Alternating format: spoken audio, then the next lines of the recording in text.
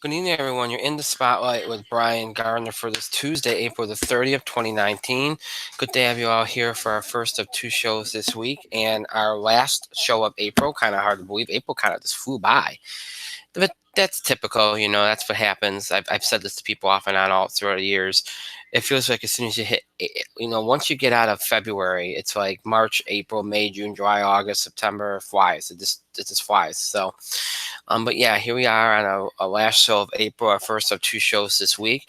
And we don't have a lot tonight, honestly. It's funny. People ask me, well, shouldn't you always have a lot to talk about? And I'm like, you know what? It really we gear these shows towards what our audience, either sends us mail or what I think they want us to talk about. I gear what we talk about towards our audience, based on, like I said, what they send us, what I think they want us to talk about. So we try to gear everything towards that, and that ultimately decides what we talk about and how long we talk about it and how much we focus on it. And you know, sometimes you would think, oh, there's going to be a full show tonight, and then sometimes it's not. And to me, yeah, we have some things to get to tonight. We'll talk about the NBA playoffs. Obviously, we'll give you score updates and on any ongoing games tonight. We got some MLB stuff to talk about because we're now a month into the season. It's been totally crazy what's gone on. We'll talk about that a little bit. We got some wrestling stuff, Raw and Smackdown highlights, and some big Brock Lesnar breaking news, which we're going to lead off with in just a moment. Um, but that's it. And now that we got two shows these next couple weeks, we can kind of split everything up instead of doing combo shows. We fit everything into one show. We can split everything up, so that also helps too. So if you're wondering what's going to go down on Thursday, well, it's our entertainment show on Thursday. We will do our box office beat, which will be talking a lot about Avengers Endgame because obviously that's a huge deal, record-breaking deal, which we all suspected last week. We'll talk about Avengers Endgame. We'll do the box office beat, TV highlights. And then we're going to do a couple of interesting, and I think we're going to do this on Thursday. We're going to do a couple interesting special discussions because a lot of these there's a couple of topics that have become very prevalent because of circumstances in Hollywood, but most notably Avengers Endgame and shows like Game of Thrones. We're going to talk about spoilers. We're going to talk about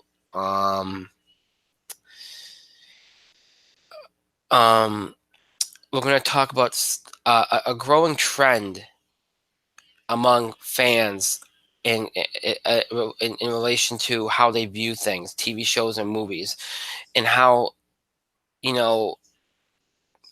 they form their opinions, because you're seeing this idea that if you build something up enough, especially in this age of social media and internet message boards, you discuss things and speculate things to the point where almost every single thing that you could possibly imagine happening, you've discussed or talked about, or you have this you thought in your head of how a movie's supposed to go or how a TV show's supposed to go, and if it doesn't do that, then to you it's a failure or it doesn't work. And again, you can't make people feel a different way, but you see people labeling things as garbage if they don't get exactly what they want. And that's, look, it might be garbage to you, but that doesn't mean it is garbage. And that's the thing. It's a subjective opinion. But we're going to talk a lot about that on Thursday. These kind of growing trends among fans, and we'll talk about spoilers and all that. So this could be a little bit of special discussion on Thursday. So you want to make sure you tune in for that. It's going to be an interesting discussion, I think. I'm hoping that we'll have Mike for that. If we don't, we might change that stuff to next week, but we'll see. We'll see. But that's what the plan is for. We'll talk more about that on Tuesday. I mean on Thursday, and if we don't do it on Thursday, it'll be next week. But it's definitely something we're going to talk about in these next 2 weeks. But again, it's planned for Tuesday, so you can look forward to that. All right, so now that I've told you what's going to happen tonight, what's going to happen on Thursday, before I get into what's going to happen going forward, but beyond that, let me first remind you all of the ways in which you can interact and contribute to our show, have your voice heard, by emailing us at itspotlight401@gmail.com. You can also follow us and tweet us at itspotlight401. Remember to use the hashtag itspotlight401 for anything you tweet regarding our show. And as always, you can also find us on Facebook. To search in the Spotlight 401 on Facebook. And then make sure that you like our fan page once you find it. or once you're on it, so you can interact with us and know what's going on with the show and all that important stuff that is very, very much significant to our show. All right, so like I said, I told you what's going to happen tonight. I told you what's going to happen on Thursday. What's planned for Thursday? What's planned beyond that?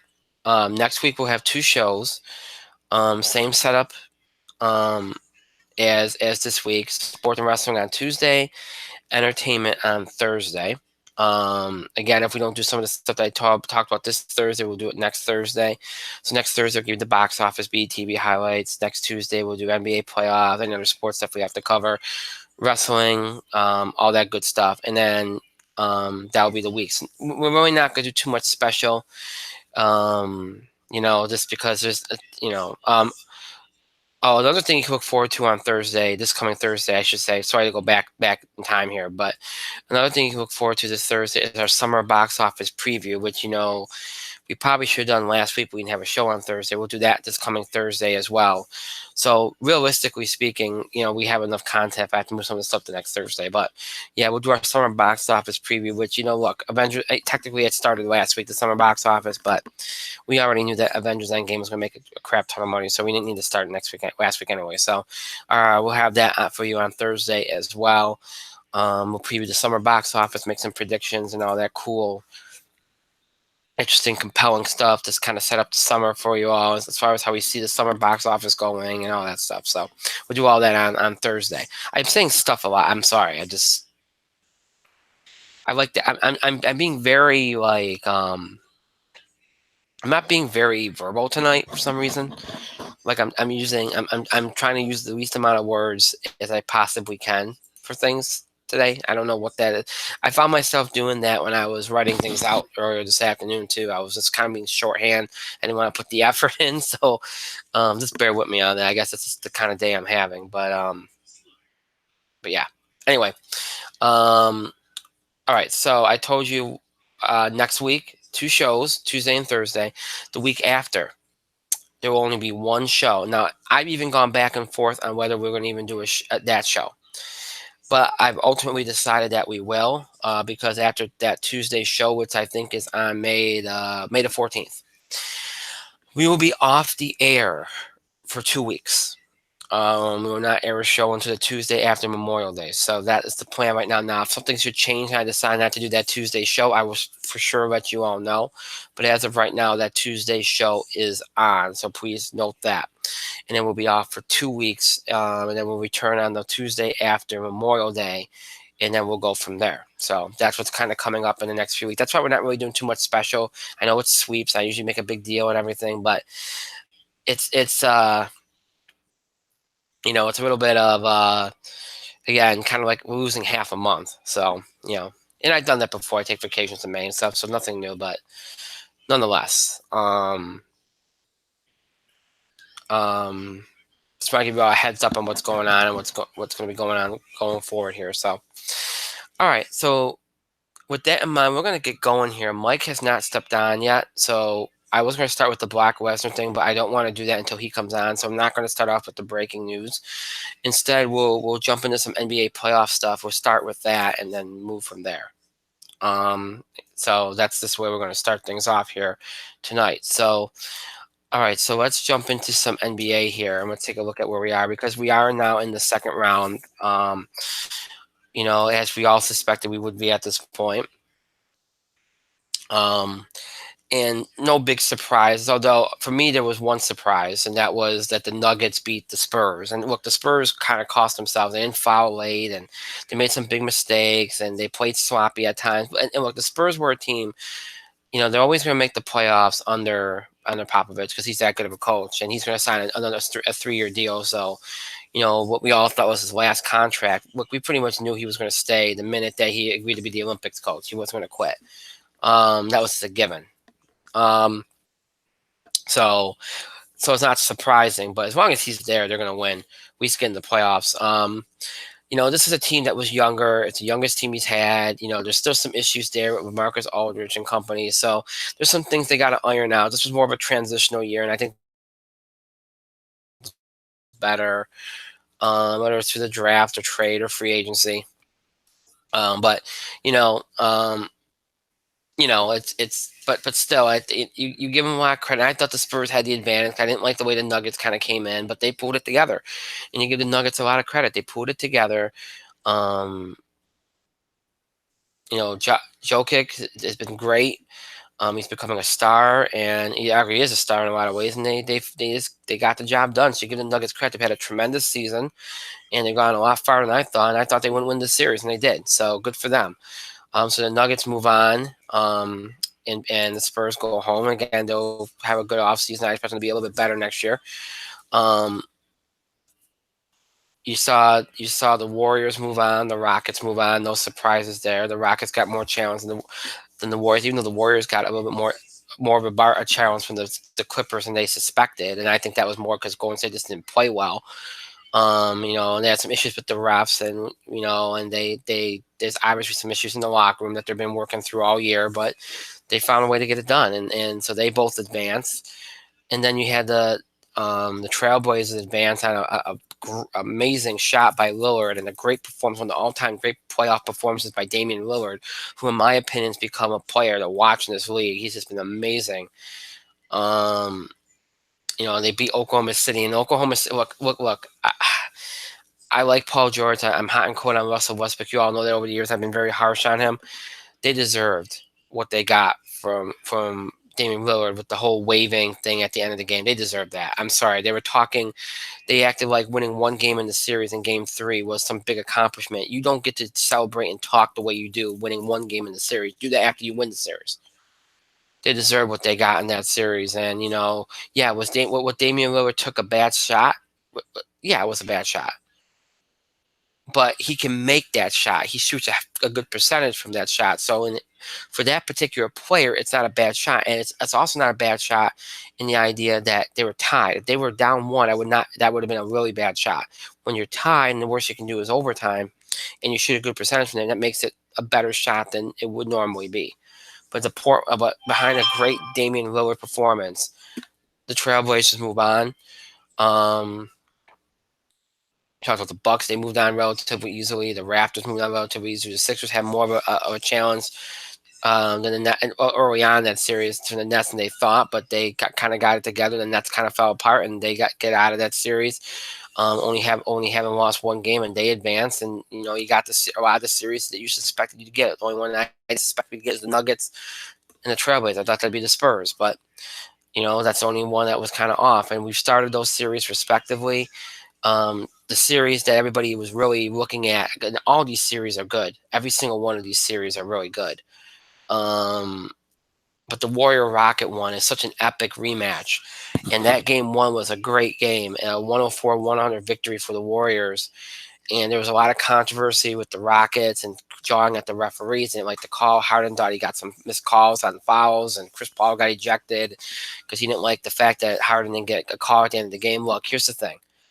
And this is becoming an issue in the NBA, and we're going to be talking a lot about it in the next few weeks, I imagine, because we've seen other teams, we've seen the Warriors do it, we've seen a lot of teams getting in the ref's face. Look, this is escalating into a big, big problem in the league.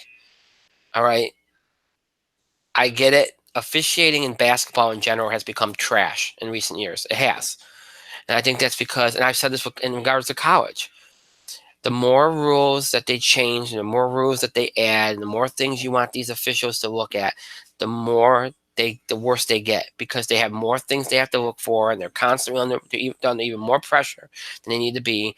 And they're thinking instead of just watching the game, and I think that causes them to make a lot of mistakes or miss things, and I think that's the problem. But it has to stop. These guys have got to stop. You want to do what the coaches do and kind of get in the refs out a little bit. Yeah, do that. But to constantly be going after the officials, it needs to stop. And especially since it's getting more aggressive, because you're seeing contact being made with the official, even though it's not very demonstrative. It's still happening. So something needs to be done about that before it escalates. So that's already been a pretty big theme already in these playoffs, and especially in the Warrior Rockets series. But the Warriors took that game one. There's a game two tonight at 10:30 p.m. Eastern at Golden State on TNT. So check that game out. That'll be a big game. It's only about 5 minutes. obviously that's a must win for Houston because I think they have to get. It's easier to get a game in Golden State early in the series than it is later in the series. And if you go down 0-2 and all Golden State really has to do is win one game down in Houston, you're making it easy on them. You want to put some game pressure on them, especially since you know that there's problems in that locker room might cause some things to happen. So that series off and running. Nuggets and Trailblazers off and running too last night. Nuggets beat the Trailblazers 121-113, and what I think is a little bit of a surprise. And it's only a surprise because I thought I honestly thought Portland would win, even on the road. Portland has a little bit more momentum. They had a little more of a break. I thought the Nuggets would be a little bit behind in terms of the momentum, and because they didn't have as much of a break. The Nuggets took care of it. And they got a rising star there, and they just took care of it. And I like Portland to win this series. I think Portland will still win this series, but I think you're gonna get a little more of a series out of Nuggets. Me and a lot of people have cruelly underestimated the Denver Nuggets. And look, they already got the game they needed to have in Portland. Now if they ever get game 2, then they're being very good shape. So I have to see what happens there. Game 2 of that series tomorrow night on TNT at 9:00 Eastern time from Denver. That figures to be an entertaining series. A lot of good young players there. So we'll see what happens there going forward in that series, that second series in the West. So two really potentially be two good series in the West. One that we expected to be a good series, Warriors and Rockets. The other that might end up being one in the Nuggets and the Trailblazers. In the East, we'll talk about the Bucks and Celtics in a minute because that one's got a lot of layers there. Raptors and Sixers are tied 1-1 in that series, Eastern Conference series. Raptors got off to a good start in Game 1 behind a ridiculous performance by Kawhi Leonard. Just a great performance. 108-95, the Raptors win that game. Kawhi has really shown up in these playoffs, really shown up this season, kind of repaired his image a little bit. The Sixers, I thought the Sixers played well. I thought the Raptors played better. It's not like the Game 1 against the Nets where they just didn't show up. They played well. They obviously played better in Game 2 and got themselves a much-needed win on the road at Toronto, 94-89. Raptors, I thought, didn't shoot the ball as well as they did in Game 1, but that will happen to you. That's the ebb and flow of these series. But the Sixers get the game they have to have. Series tied at 1 game apiece. Game 3 will be Thursday, 8:00 Eastern time on ESPN from Philadelphia. I like Toronto here, only because I think that they have better players. I think the Sixers have the better starting 5, but I think they have more depth in Toronto, and I think that's the difference between these top. You got 4 teams in the East that are the 4 best teams in the East are left, right? Okay. Now I think the Bucks are the worst of the 4, and that says a lot because the Bucks are the number 1 seed. All right. I think the Bucks are the worst of the 4 because I don't think they have as much depth as the other 3 teams. Okay. If I were to rank them, I'd say the worst is the Bucks, the second worst is the Sixers. They have the best starting 5, I think. And then I think Toronto, and then I think the Celtics. I think that's the order from worst to best that they go. A lot of it's about momentum, but a lot of it's about where you are at right now. We know that. That's how these playoffs are. Well, the Sixers have been kind of up and down. The Bucks come in with momentum, but they didn't get challenged in the first round. Like some of these other teams got a little more challenged. And I think the Raptors have a little bit more momentum. I think the Celtics have a little bit more momentum, and the Sixers, I think have some momentum, but it's kind of like they're that one team that kind of you never seem to know what you're going to get from game in and game out. Whereas with the Toronto Raptors, you're going to get the same thing game in and game out. With the Celtics now, we're seeing the Celtics become what we all thought they would be before the season. They are playing like that team we all thought they would be, which is typical because they did that last year too. They played even with some starters down, they played better. And they got everybody healthy right now, but they're still playing better. Like they remind me a lot of the Miami Heat when LeBron and Wade and Bosh were there, where it's like they go through the motions, and as soon as the bright lights are on, here we go. They just came alive. They came alive in the last few weeks of the regular season, and they've come alive in these playoffs. And now I think they're going to beat the Bucks. The Bucks got a big. Bucks got a big win tonight, 123-102, which they had to have. I didn't think the Celtics played bad. I just think the Bucks played out of their minds. and now the series is tied at a game apiece, and then you'll have Game 3 on Friday night, 8 o'clock Eastern Time at ESPN from Boston. But Boston has been playing so well.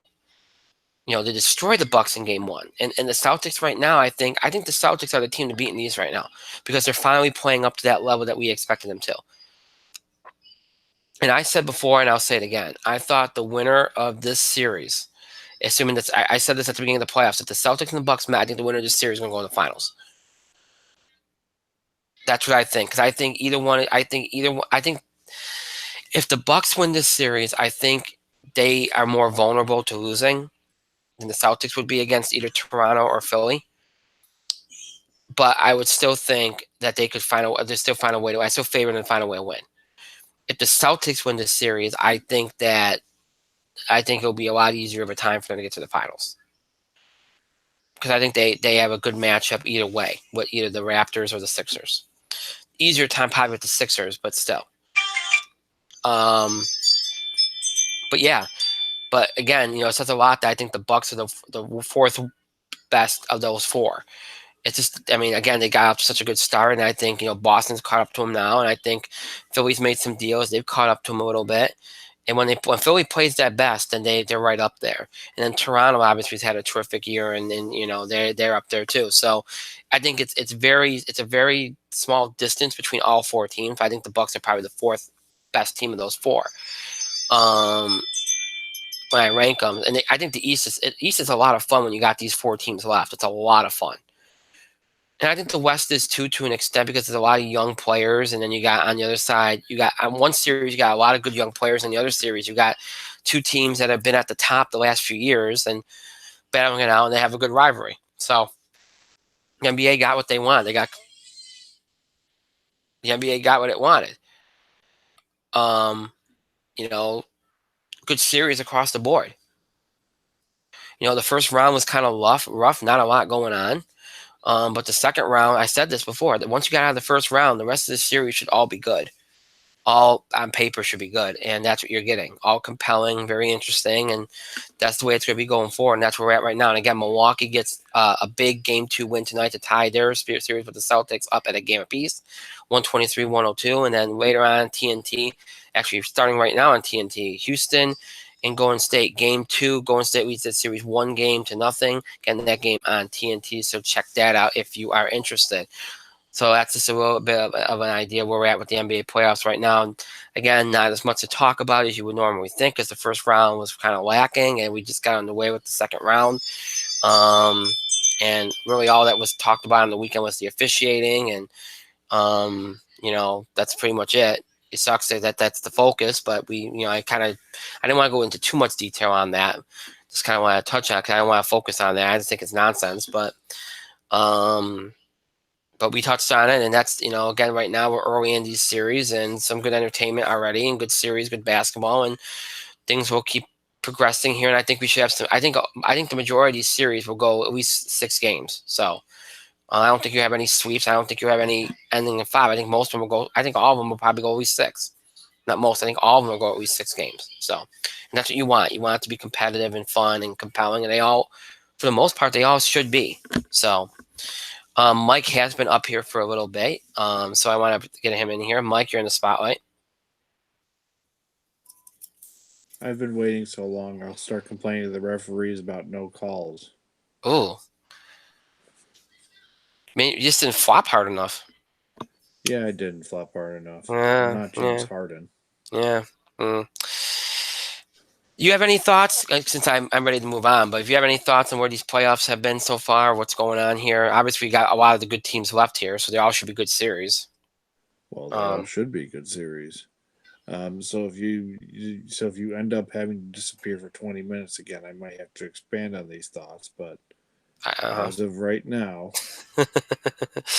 honestly, if you disappear for 20 minutes again, I'm like, I'm piecing out and I'm going to sleep early. But as of right now, the Bucks tied the series. That's not surprising. I think the Bucks are probably going to win that series. They're the superior team. Um, and they've got all the momentum of the world.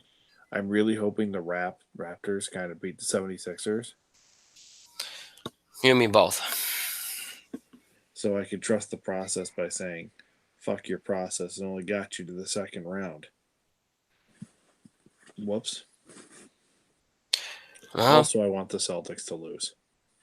I think the Celtics are going to win. They're playing like they should have been playing all season. But You think the Celtics are going to win? yeah, I do.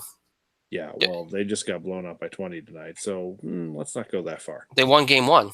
Yeah, and then they lost game 2 by 20. That'll be all right. They won game 1 by not much. Look, if they lose, I'm not going to be heartbroken. I would like to see the Milwaukee Bucks make it. I'm just saying that I until tonight. I'm saying that people are saying that, oh yeah, the Bucks. Hold off. It was game 1. Okay, fair. It's a fair And then point. it was game 1. The Bucks had an off night. The Bucks came back and literally beat the shit out of the Celtics. No, they did. They No, they did. they turned it. They rode right the ship. They were down in the first quarter, and then over the next 3 quarters, they literally took the Celtics. They put their face on the curb and repeatedly stomped it. Wow, Yeah, brutal. Giannis said 29. Brutal. He said it's not Damian Lillard, but it's they took Boston. They brought them to the curb face first, and they started stomping on their head. And I think that's what's going to happen for the rest of the series. I will say this: if the Sixers lose, Brett Brown's getting fired. Trust the process. Mm-hmm. Can't draft a new coach. Nope. They could try. Blazers and the Nuggets. That's going to be an interesting rest of the series. The Nuggets beat the Blazers game 1. Yeah, the Blazers had all the momentum. And by the way, Damian Lillard became everybody's new favorite player. Crazy good. Well, no, it's like Damian Lillard had 39, Djokovic had 37. I mean, it's fun. If anybody's emerging as a superstar in this playoffs, it's Damian Lillard. Period, and that's where he should be. Mm-hmm. Damian Lillard is an assassin on the court from anywhere on the floor, offensively. Period. And no, Paul George, it wasn't a bad shot when the guy's shooting 50% from that range, the entire series. But that's the thing. It's only a bad shot when you don't make it. Yeah. The Warriors beat the Rockets by 4 in game 1. They're playing game 2 tonight.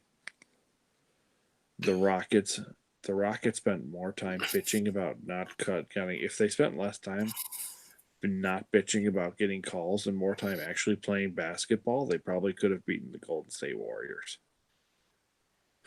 Yeah, that's the long and the short. You're not wrong. James Harden spent more time flopping on the floor than actually playing basketball. It's a goddamn embarrassment. Now, there were apparently missed calls, and that's fine. But I'm going to be honest with you. You get up and you play. But, yep. But fuck it. Who cares? Who cares? And now there's a little bit of an extra story tonight because Scott Foster, notorious referee, veteran official, was assigned to the Rockets and Warriors. Right. Now Scott Foster has a little bit of issues with the Rockets. He also has some issues apparently with the Warriors. So the Rockets complaining about officiating. Now they get veteran official Scott Foster, who has no love lost with them allegedly. And oh yeah, the Rockets' last 6 games officiated by Scott Foster were all losses. So he's not going to be calling all of Harden's bullshit, and he's going to be calling fouls on Harden. Harden's going to complain and bitch and moan. So look, they're getting what they asked for. You want a referee who's going to call it down the middle? Good. You're going to get a referee who's going to call it down the middle, and you're not going to like it. The Rockets should have just been more honest with what they wanted. They don't want a referee to call it down the middle. They want a referee who will call all their bullshit. And look, some of those things were fouls because as a defender, you should not be jumping in the landing spot, the jump shooter.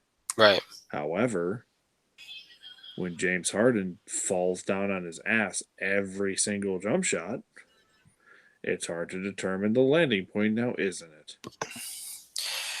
Yeah, when you do it so much. When you cry wolf so much, eventually you're going to get eaten by a wolf and nobody's going to give a shit.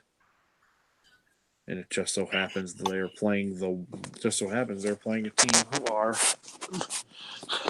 very hungry for another title, apparently. Or very hungry for an offseason if you're Kevin Durant. He doesn't care. But holy shit, did Kevin Durant come out against the Clippers in the last game. By the way, a lot of credit goes to Patrick Beverley and Lou Williams for just being real, honest, and not assholes about everything. The Oklahoma City Thunder, they could take a hint. Yeah. But that's all I really have to say. I'm fucking sick and tired. Look, do you know what? James Harden, if he stopped flopping and actually plays a little bit of goddamn defense once in a while, he'd probably be the best player in the NBA. But since he doesn't, he's just going to be a guy who shoots a bunch of shots. A lot of people jumped on Chris Paul the other night for, he got ejected for kind of sticking up for Harden, like with the calls. And look, there was acknowledgement that there was a lot of missed calls. There's missed calls in every game. I said this before. The officiating in the last decade in basketball in general has gone downhill. Okay, we talked about this, but here's the thing. Okay, a lot of people got on Chris Paul and said, "Oh, he made the situation worse. He can't do." Here's the thing about Chris Paul too. All right, he shouldn't have done it. No, but here's the thing. Chris Paul has had more playoff frustration than of all the big name players. He hasn't won anything. Either he gets in the playoffs, either gets injured or something heartbreaking goes wrong. I think the guy is just ready. It's boiling over at this point. He thinks everybody's against him. Look, I'll give him a pass. I'm losing it to that point. If he does it again, he won't get a pass.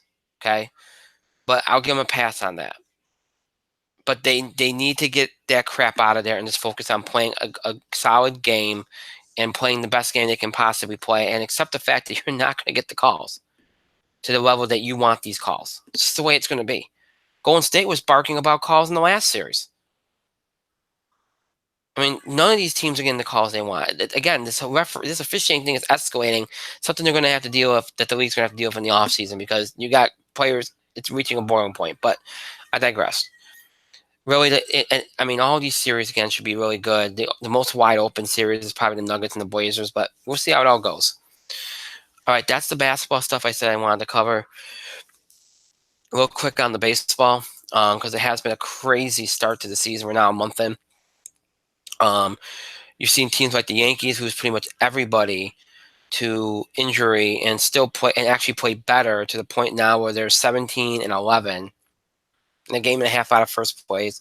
Tampa's gotten off to a ridiculous start. Boston is hungover from the World Series last year. Teams like Toronto, the Mets, the Twins, the Tigers are playing much better than you expect them to. Arizona's supposed to be in a rebuilding year, and they've gotten hot. Seattle's playing much better than you expect them to. Texas is playing much better than you expect them to. So you've had some surprises there. Again, the old adage is this, though. You don't get excited. You don't get excited about teams and where they're at until right around Memorial Day, and then you start going, okay. Now you start to see, all right, pay attention to these teams and see what they do in June, and then once you get to July 1st, are these teams still in it? All right, now you're starting to look at teams that are going to be looking for trades to make themselves better for the stretch run. And then where are you at the All-Star break, and where are you at on July 31st? Those are the benchmarks. So we've gotten to that first part of the season where you start to go, okay, this is what we have. Some teams got off to good starts. Some teams gotten off to bad starts. Some teams are surprised. Some teams should have fallen on their face, and they haven't. That's kind of what you get at this point. And then now the next benchmark is going to be Memorial Day. And then the next benchmark is July 1st, All-Star break, trade deadline, and then from there. So, like I said, you've seen the Red Sox really struggle. Chris Sale hasn't won a game yet. The Rays have been very good. The Yankees have been surprising. I mean, everybody they seem to put in the game or call up ends up surprising you of how they perform. And they're going to get some reinforcements back. It looks like Andujar and Tulowitzki going to be back this weekend. They've already gotten Gary Sanchez, so they're starting to get back into in flux with their players now. CC Sabathia, I guess, got his 3,000 strikeout tonight. That's breaking news, so that's cool for him. Like Toronto's even played better. They've had Vlad Guerrero Jr. Debut, and Mike, you'd be happy to know that he's just like his father. He can hit things that you shouldn't be able to hit. Wonder where he got that from. Runs in the family. Yeah, it's crazy. The only thing that they got to worry about with this kid, though, is that he has a little bit of a conditioning problem, weight problem. They're trying to work with him on that, I think. But other than that, he's, bat to ball ratio is great. He's going to be a tremendous hitter. He's a tremendous fielder. And he's kind of become a phenomenon in Toronto. So it'll be interesting to watch him there. Could do some things for the Blue Jays here going forward. The NL East is probably going to be one of those. The NL East might end up being like the NL West usually is, where 86 wins might get it done because the Braves, the Mets, the Phillies, the Nationals is all going to beat up on each other. Nobody's gotten out in front. A lot of these guys, like with the Phillies that we thought were going to play well, have not. The NL Central has been crazy. Pretty much all but the Reds are in play already. The Brewers' pitching has not been good, so that's going to be an issue for them. The AL Central is a crapshoot as well. The Indians are not the same team, but they're still the best team there. The Twins have been surprisingly good. The Tigers have been better than expected. The Astros have been the most consistent in the AL other than Tampa Bay. But Oakland's kind of right there. Texas has played better. The Mariners have gotten out in front early. Been really good, but they're kind of coming back down to earth already, which they typically do. And there's NL West, which, the Dodgers have gotten off to a decent start, and the Rockies got off to a bad start, but they've jumped back into the fray. And the Diamondbacks have gotten hot recently. And then, the Giants and the Padres have already kind of fallen off. And that's something you're already seeing. Some teams are kind of hanging around, but you knew they weren't going to last. The Royals, the White Sox, the Orioles, the Marlins, the Reds, the Angels, the Giants, the Padres. Those teams are going to be. They're going to be out by May 15th. They're going to be so far you're not even going to talk about them anymore. But everybody else is going to be, I think, fair game at this point. Again, some crazy starts, some disappointing starts. And that's sometimes what you get in the early days of baseball. The one good thing for baseball, attendance isn't really good, but the one good thing for baseball is that the weather has not been as bad to start this year as it was last year. So they've gotten some. That's helped a little bit with the play, but some other teams have been riddled, like the Yankees, riddled with injury. Some of their best teams have gotten off the bad starts, like the Red Sox, and that's kind of hurt things too. So, but ultimately, I think you've had some compelling narratives early in the season, which you want.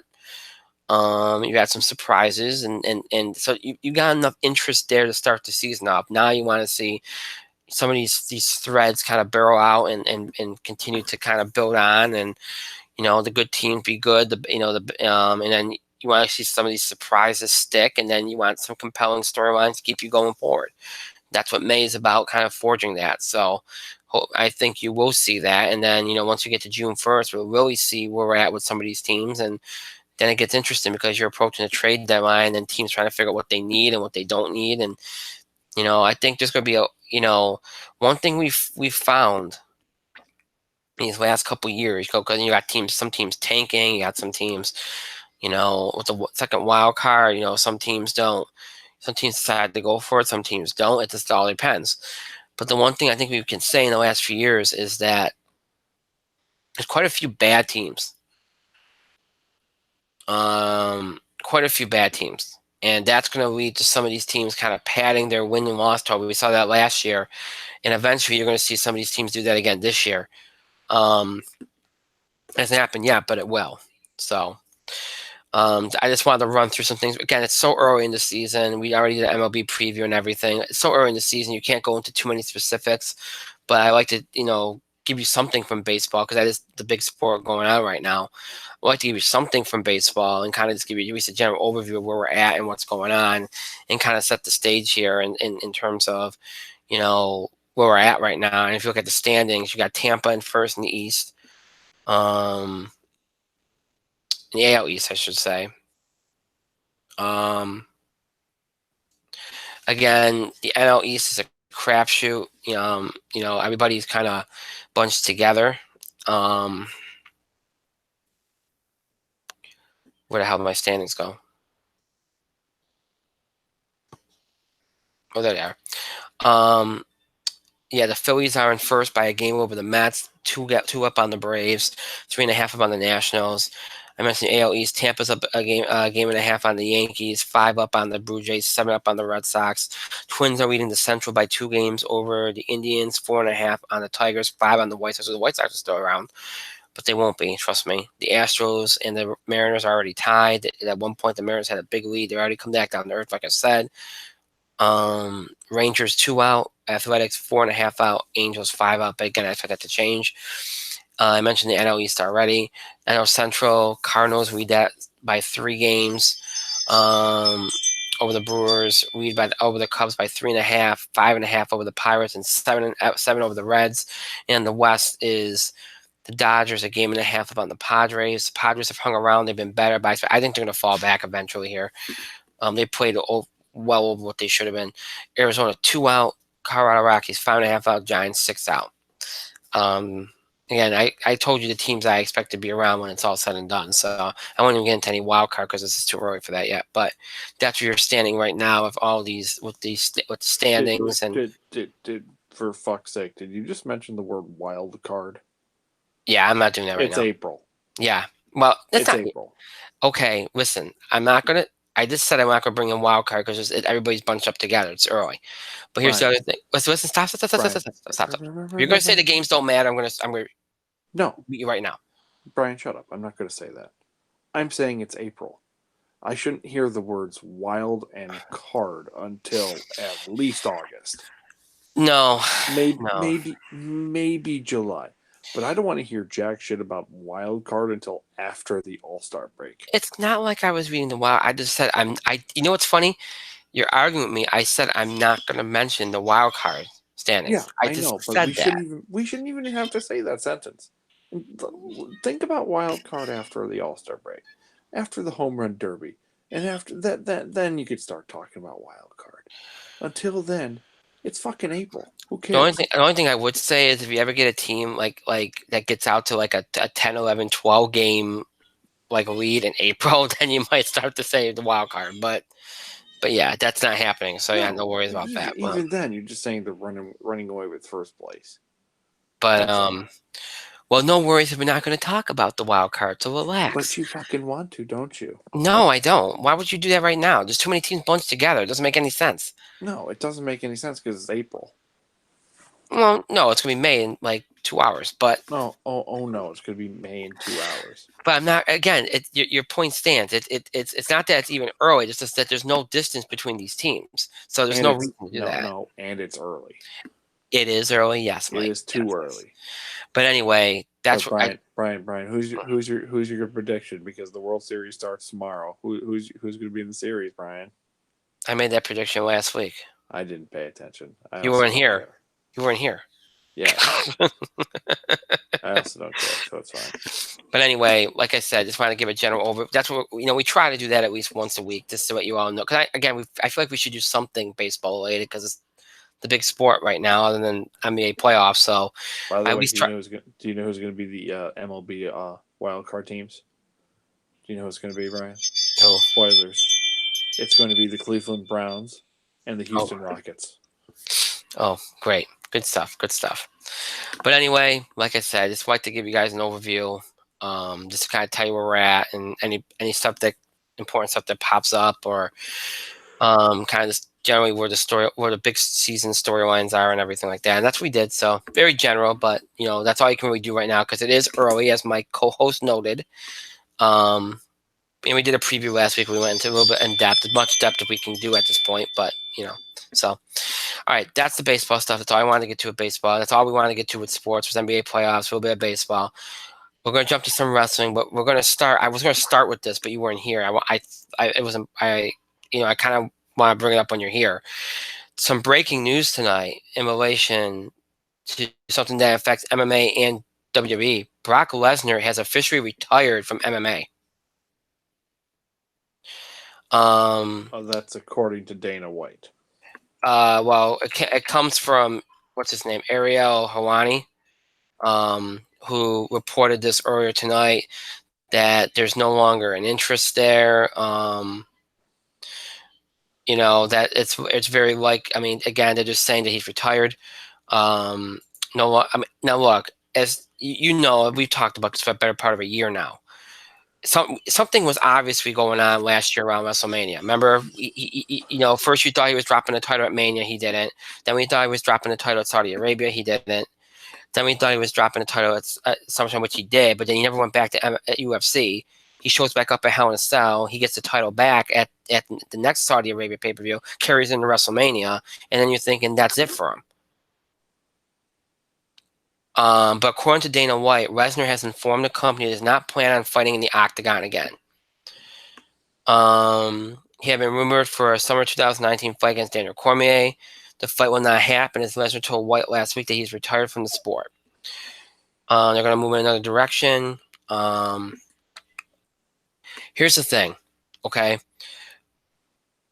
Because I see it. This is the question I see people asking everywhere. Well, why does he make this decision now? We've been dealing with this for the better part of a year, right? Where it's been back and forth. What would happen? Like I just told you, I outlined how it happened with the pay-per-views with WWE, where you constantly thought that was going to be it for him, and it never was. What took so long? Well, there were issues with Cormier, so that's why it took so long. But it just seemed like it was going to happen about a month ago. What changed? Well, what I think changed, okay, is Brock probably didn't see any money in this anymore. The money must not, okay, I won't say he didn't see any money, but it wasn't the level to which he thought it was going to be. Because the only reason for Brock to do anything at this point is the money. He don't have to go back to UFC and prove anything. He don't have to go back to WWE and prove anything. It's all about the money. And here's the thing. Brock Lesnar can just go back to WWE and make a crap ton of money and do less work. And not have to be as punishing with his body. On his body and go through half the stuff he has to go through at UFC. Now, I saw somebody post this, and I don't know if you think this is any merit, but they think that maybe does it have anything to do with the fact he lost a Universal Championship and that devalues whatever fight he has in UFC? How would that devalue any fight he has in UFC? Do you think UFC cares if he's a Universal Champion? Do you think their fan base cares if he's a Universal Champion? The only one that cares about that was Vince. Vince would love the Universal Champion. I think that's why he kept it on him as long as he did. Because he thought he was going to go back to UFC. If he goes back to UFC with the Universal Championship around his belt or as the Universal Champion, that gets brought up, and that's free publicity for WWE. I think that's the reason why he kept it on him. But the UFC don't give a crap. I don't think it devalues any fight that he would have in UFC. So I don't think that's it at all. I just think as time, now it's been over a year that they've been trying to get this fight going, and when he looked at it when Lesnar looked at this from a business perspective, he didn't see it making the kind of money that was worth it. And here's the other thing too. There's also the possibility, because he is getting older, that Brock looks at this and goes, "Boy, if I go in there and if I don't pull this off, like if I don't win this fight and I'm not looking bad, that might hurt my value even WWE." Or it might make it so it ruins my legacy in UFC. Because that Mark Hunt thing almost ruined that legacy. He's lucky he rebounded from that. And he really didn't to begin with. But just, people just kind of, with time, people just kind of like, okay, whatever, it is what it is. Look, I never thought he was gone from WWE. I firmly expect him to be back for the Saudi Arabia event. And I firmly expect him to be back at SummerSlam. I never thought he was gone. I just don't think they're going to put the Universal title back on him.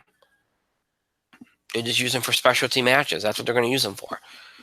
And honestly, I don't mind that. I think there's a lot of value in using Brock Lesnar with the right guys. There is value in that.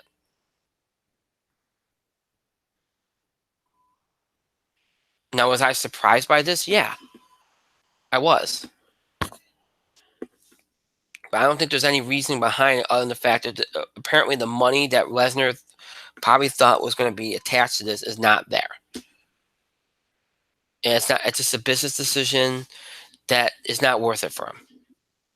And again, he doesn't, maybe want to ruin his legacy or hurt his value. So it's not worth it for him to do it. Mike, you have any thoughts? I think he's retired for now, but he still has an option to maybe do another fight later on. Agreed. But there's probably more money for Brock in professional wrestling at this stage of his career, this stage of his life. He's, 40 something years old? Mm-hmm. He's only got so many fights left. He's probably only got so many wrestling matches left. No, him losing to Seth Rollins did not lose any value with UFC. It doesn't matter.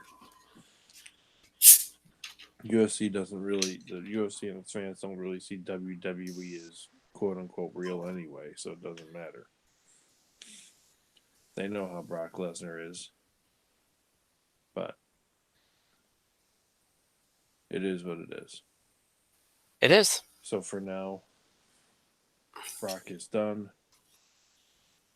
For now, Brock is done. He'll probably make the money he would have made on that fight when he goes to Saudi Arabia next month. Probably. Couple of quick news beats before we do the Raw and SmackDown stuff.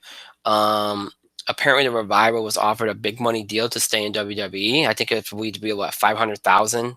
I don't know if it's 250,000 a piece. Apparently, they've turned it down or they haven't accepted it yet. Luke Gallows and Carl Anderson were offered a big money deal to stay. Apparently, they will not be accepting that deal, and they will be leaving when their contracts expire in September. And they're even not, and they're not using the Too Sweet thing anymore. Apparently, they think that ship has sailed. Yeah, for now.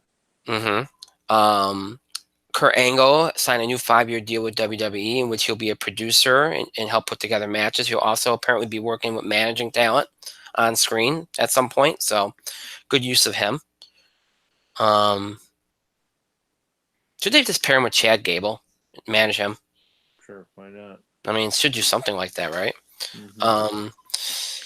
Let's see what else. No updates on Sasha Banks yet. Jeff Hardy, they wrote him off tonight on SmackDown. He'll be gone for quite a while. He's having surgery. Him and Matt relinquished the titles. There's something else I want to mention too, and I can't remember what the heck it was.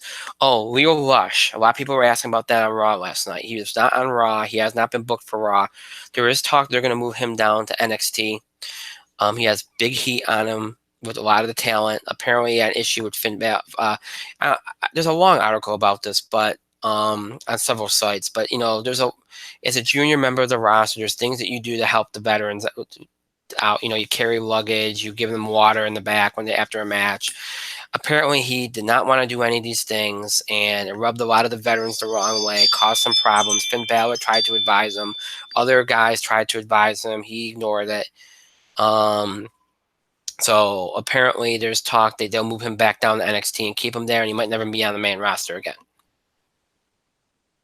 So this is why they've had Bobby Lashley by himself, including last night, which, boy, he tanked last night. It was probably the worst decision they could have made, putting him in the ring with Miz because of how he is on the mic. But nonetheless, that's the whole Leo Rush situation. Also, Killian Dane's been sent back down to NXT, and he'll probably just stay there because he don't want to be on the main roster, it seems like, anyway. So that's a couple of the little news bits that are out there right now. As far as Raw and SmackDown goes, I thought Raw was pretty... Somebody needs to share... maybe you can help me with this. Whatever happened to qualifying matches? I don't know. Because you figure, they have such a hard time booking shows, right? Wouldn't it just make sense to do qualifying matches? That helps book your shows. Yeah, but it also goes against the window dressing idea of just selecting people to be in the match. But what would we do with Alexa Bliss, right? Know. Yeah. But anyway, we got the Money in the Bank matches set. Turns out those either they maybe Vince changed his mind, I don't know, but Um, they did shake up those matches that we thought we were going to get. That you and me talked about on the weekend. Your men's Money in the Bank ladder match is now Braun Strowman, Ricochet, Drew McIntyre, Baron Corbin, Randy Orton, Ali Andrade, and Finn Balor. Mm-hmm. So I would say I think you'd probably agree with me that you the only ones that probably won't win that potential to win that match. I don't think they'll give it to Ricochet yet. Nope. They won't give it to Corbin. He's Nope. done it. It won't be Orton. Anybody else is fair game, I think. That's not They could wrong. give it. They could give it to Strowman again. They give it to Strowman again. They could give it to Ali. They could give it to Andrade. They may give it to Finn, but it's unlikely. Drew. It can go anybody's way, really. Your women's match is Natalya, Dana Brooke, Naomi, Alexa Moon, and Carmella. Mm-hmm. Again, you know as well as I, they like to put veterans in this match, like to do with the men's match. That's why Natalya's there. They did Carmella already. Mm-hmm. Dana Brooke's in there because they seem like they feel like they owe her for everything with Ronda Rousey and everything. I hate to say this. I could almost see Alexa Bliss winning it again. Probably. Or Mandy Rose. But or Ember Moon. Honestly, I'd Or put it on your Bayley. Bailey or Ember. I'd give it to Bailey or Ember Moon. Yeah, That'd I be the would two. give it to Ember Moon, but yeah. Yeah, but yeah. They may give it to Mandy.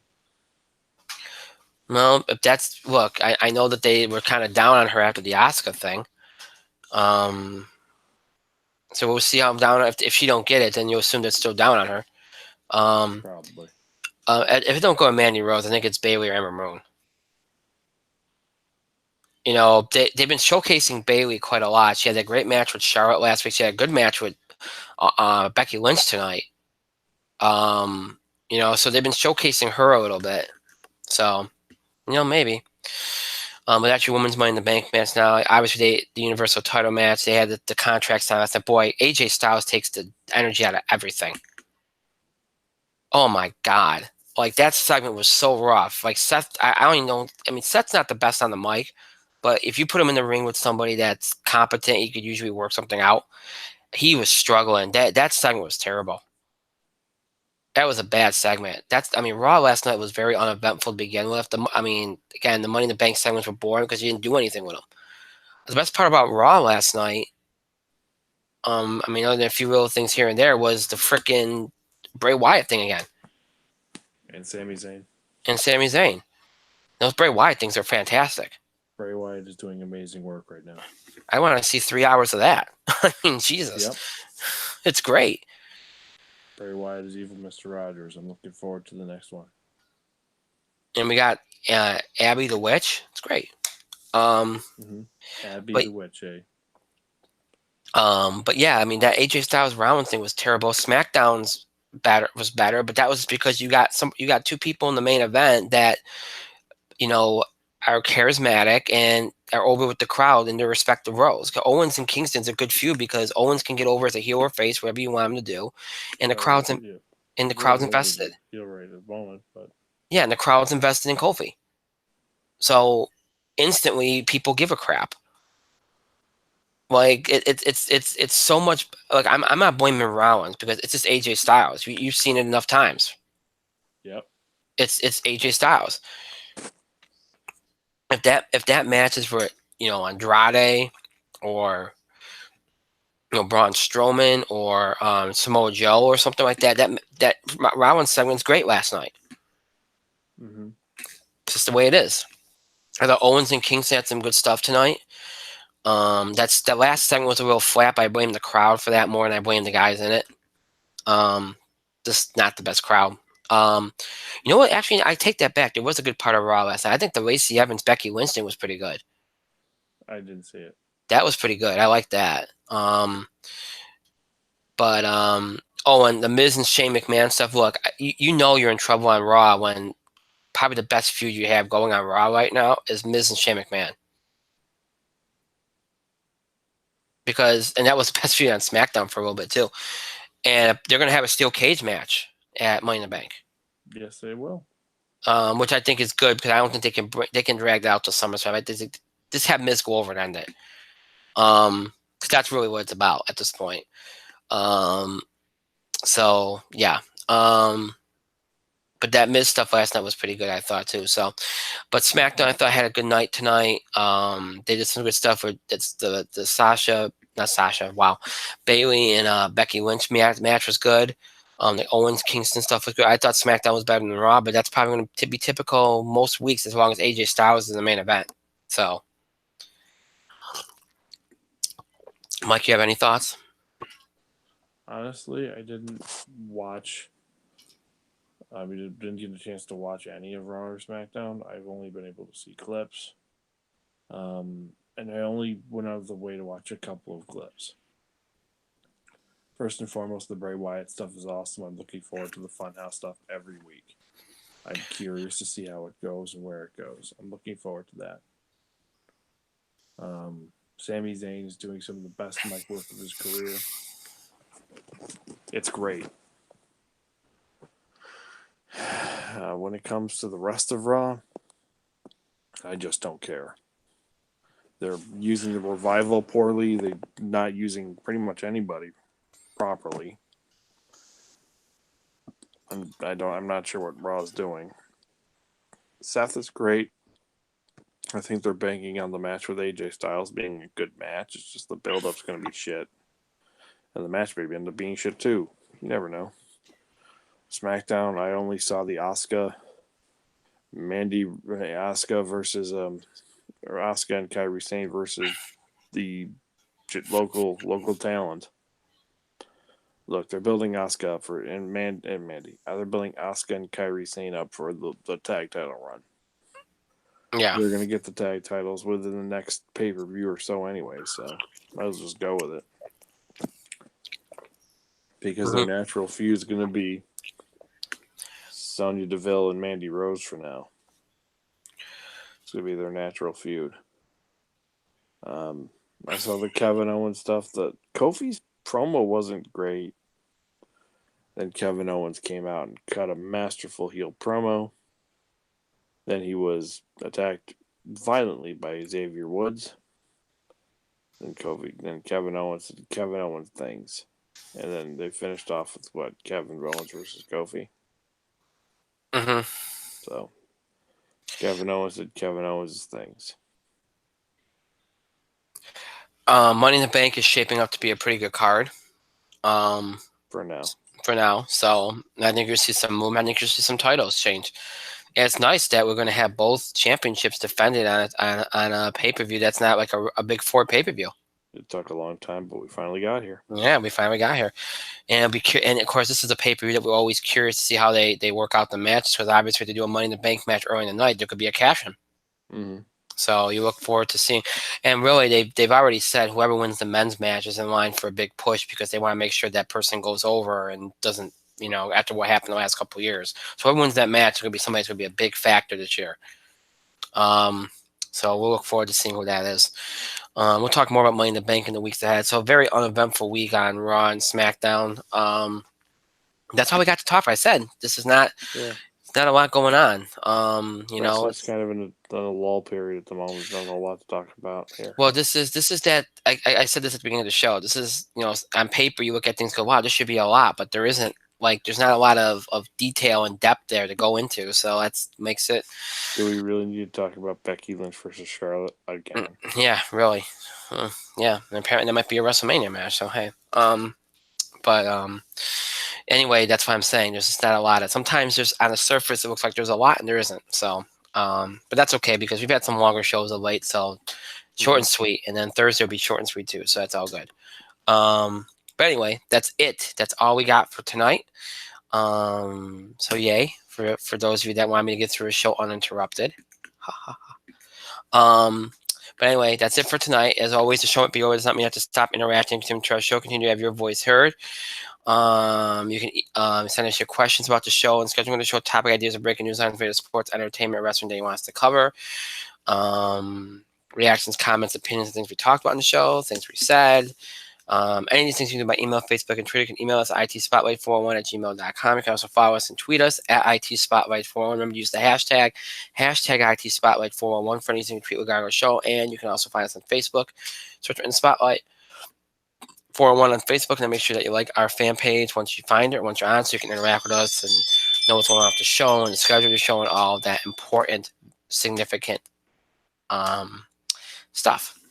Again, there's the word stuff again. This has been my day, using that word a lot. Please, again, follow us on social media on Facebook and Twitter so you can keep up what's going on with the show and know what's going on, interact with us and all of that, et cetera, et cetera, et cetera. See, I changed up. I was going to say stuff again. I said et cetera. See, don't say I'm not trying. There are two ways to keep up with the show. Look back at classic episodes. You can either stream us anytime on YouTube. Just search for In the Spotlight 401 on YouTube. And when you do, you'll be taken to our show page on YouTube where you can access every episode we ever produced for YouTube. That's every episode going back to mid-October of 2015. So every episode from mid-October 2015 right after tonight's current episode available for you to stream anytime you want. Just head over to YouTube and search for In the Spotlight 401. If streaming's not your thing, maybe you prefer to listen to us or listen to us on the go, you're interested in older episodes of the show, if any of that applies to you, check us out on our main host sites, Podbean and iTunes. Search for In the Spotlight 401. On both those sites. When you do, you'll be taken to our show page on both sites. We'll have access to every episode ever produced in the over 8 years we've been doing the show. So every episode from our original Blog Talk Radio run, every episode from our Talk Shoe run, every episode from our current formerly Google Plus and now YouTube run. Every episode we've ever done is an audio format listed from the most recent date, that being tonight's, way back to the oldest, way back in October 2010. Every episode available for you to listen to anytime in order from the most recent. Again, tonight, way back to the oldest, way back in October 2010. Every episode in audio format, listen to it anytime, listen to it on the go. If you're interested in older episodes of the show, or you missed a more recent episode, missed a Parliament episode, just want to check an episode again. Maybe you're a new fan and wants to look back at old episodes to see what we used to do. Any of these things you can do by any of these things you can do on our main host sites, Podbean and iTunes, to search for In the Spotlight 401. So again, Google Plus, YouTube, Podbean, iTunes, Google Plus, YouTube, Podbean, iTunes, your ways to keep up with the show and look back at classic episodes. To search for In the Spotlight 411. Going to search for In the Spotlight 411. Thank you, Mike, for being here tonight. Cannot believe you said the words wild card in April. I want to thank myself for a great show. I was my back, and thank all of you for continued support and contributions to the show.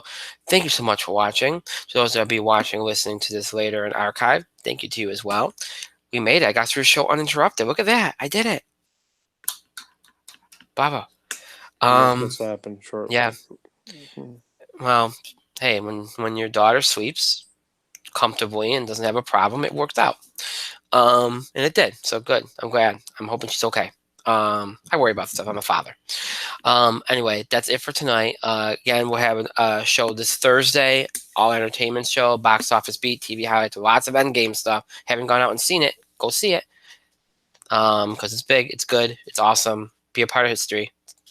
Not like I'm trying to push anybody or anything. I'm a fanboy. What can I say? Anyway, we'll talk about Endgame on Thursday, a couple other things as well. Summer box office preview. As I said at the beginning, there are a couple other topics that come up as well. We'll do them on Thursday as well. And that'll be our show on Thursday. And 2 more shows next week.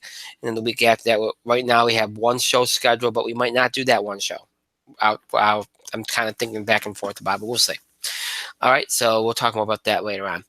All right, so with that being said, that is it. I hope you have a great rest of your night, a great Wednesday, and a great Thursday. I'll see you back here Thursday night, 10 o'clock from Eastern Time for our next show. Until then, good night, everybody.